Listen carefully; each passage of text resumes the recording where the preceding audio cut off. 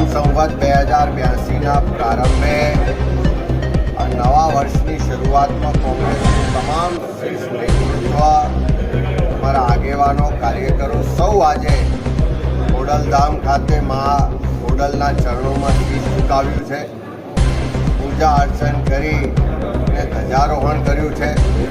અને સૌએ માતા પાસે પ્રાર્થના કરી છે કે ગુજરાતના સર્વ સમાજના, સર્વ વિસ્તારના, સર્વનું કલ્યાણ થાય, સૌના જીવનમાં નવા વર્ષમાં સુખ, શાંતિ અને સમૃદ્ધિ આવે.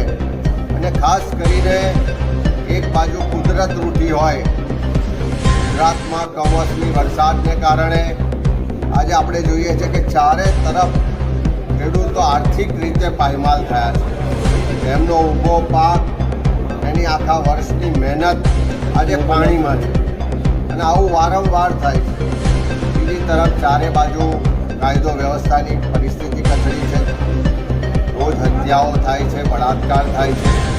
યુવાનો પોતાના ભવિષ્ય માટે ચિંતિત છે.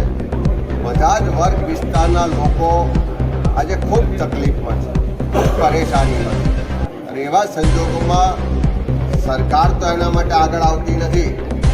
અને જ્યારે કુદરત રૂઠી હોય, ખેડૂતો તકલીફમાં હોય, ત્યારે આજે માના ચરણોમાં શીશ ઝુકાવીને અમે સૌએ પ્રાર્થના પણ કરી છે અને સંકલ્પ કર્યો છે.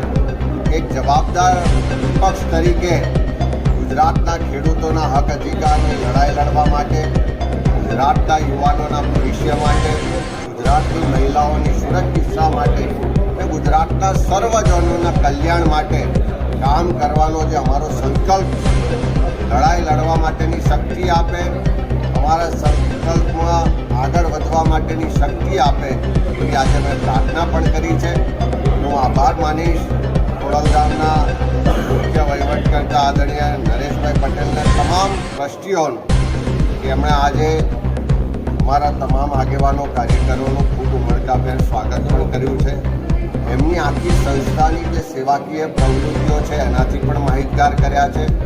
આવનારા દિવસોમાં ગુજરાત અને ગુજરાતીઓના કલ્યાણ માટે કામ કરવાનો સંકલ્પ સાથે આજે અમે ધ્વજારોહણ કર્યું. આજે જે દર્શન કર્યા છે, પૂજા કરી છે, ધ્વજારોહણ કરી છે, ફક્ત અને ફક્ત સર્વના કલ્યાણ માટેની પ્રાર્થના અને કામના સાથે, કોઈ પણ રાજકીય એજન્ડા સાથે, કોઈ પણ રાજકીય ઈરાદા સાથે અહીં અમારો કોઈ રાજકીય આગેવાન આવ્યો નથી.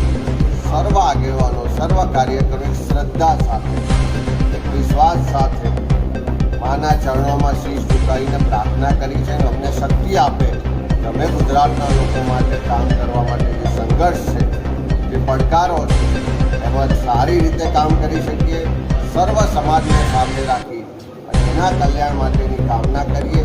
જે ગુજરાત પ્રગતિશીલ રાજ્ય તરીકે આખા દેશમાં જાણીતું હતું, જે ગુજરાત ગાંધી સરદારનું ગુજરાત શાંતિ માટે, સલામતી માટે જાણીતું હતું, વેપાર માટે જાણીતું હતું, એમાં આજે બધા જ લોકો તકલીફમાં છે. એવા સમયમાં બધાનો અવાજ બનવાની તાકાત મળે, બધાના હક અધિકારની લડાઈ લડવાની તાકાત મળે અને સર્વનું કલ્યાણની કામના સાથે આજે અમે આવ્યા છે. કોઈ રાજકીય એજન્ડા સાથે પણ નથી આવ્યા અને કોઈ રાજકીય ચર્ચા કરવા પણ નથી.